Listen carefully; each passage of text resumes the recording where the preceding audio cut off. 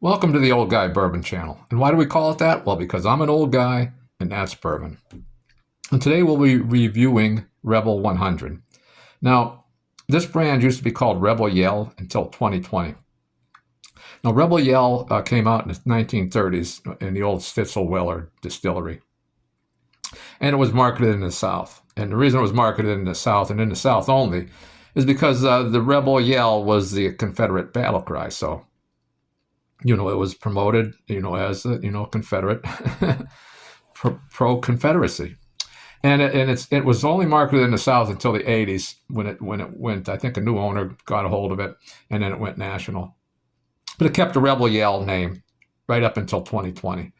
So in 2020, the political correctness became a big thing, and they wanted to distance themselves from the Confederacy, and so they just dropped the L and call it Rebel. And be that as it may, we'll see what it's like.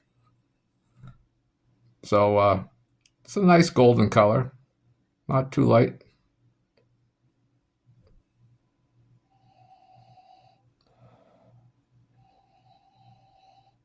Now I did open this earlier and rolled the glass around and that, but this is my first pour of the day.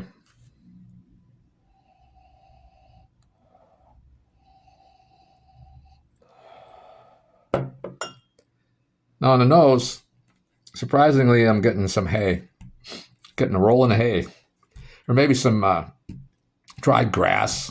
There's a grassy note in the aroma, and of course I'm getting some corn. That sweetness is coming through, and the standard caramel and a little bit of oak. So it's a 100 proofer. I don't know how old it is. It's I think it's a relatively young bourbon. Let's see what I paid for it. We paid. Let's see, what did we pay? $22.89, and after our lovely tax in Pennsylvania, 6%, paid $24.27. So it's not an expensive bourbon. So, but I still for $25, $24.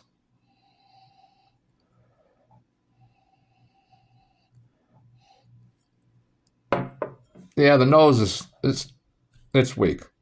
It's a weak nose. But we are getting a little variety. Got the corn, got the hay or grass, dried grass, got some oak and some caramel. So let's take a little sip and see if it improves.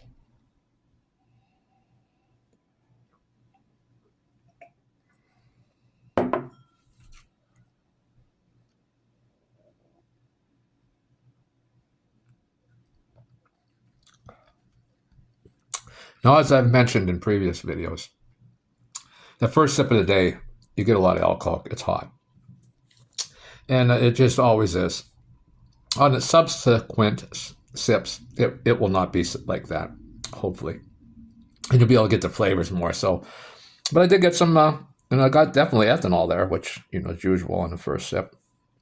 It is sweet, but I'm going to go in for another sip.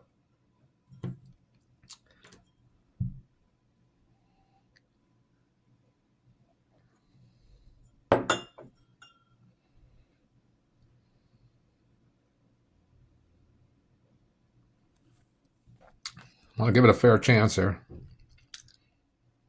Yeah, it's just sweet. If you like corn,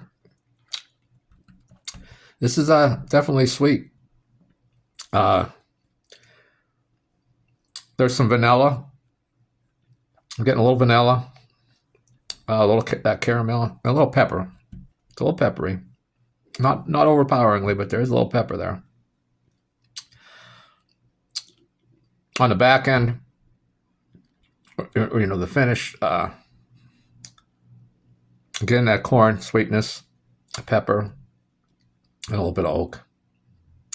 So, would I buy? I certainly wouldn't buy a backup bottle. I have a lot of bourbons where I buy a backup bottle. I like to have it, just in case, I run out. I know I got one for sure. This one, I wouldn't do that. I don't even know if I would buy another bottle. I might, it's not.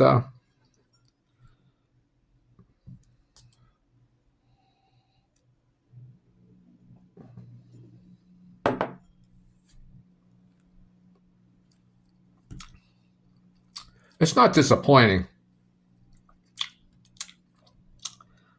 You know, again, sweet corn, a little vanilla, get a little bit of that oak, caramel, pepper. But everything is kind of muted, I guess would be the correct word. It's just not, you know, like there's nothing grabbing you here. It's certainly a drinkable bourbon. I mean, it's not rough. It's not, you know, rough. It's smooth, which is kind of common for wheat, but it's nothing to write home about. But for, you know, the $24, you know, after tax, and it might be cheaper where you want it. I'm not going to say don't buy it, but I think in that price range, you know, if this is just you're going to buy one bottle, I would buy something else in that price range. But if you're like me and you have several bourbons, yeah, go ahead and give it a try.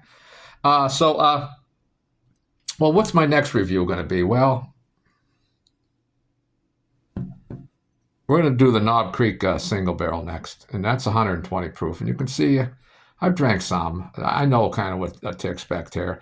But it's a good bourbon, and well, I hope you come around for the next video, but that's all I have for today. So see you next time. Thanks for stopping.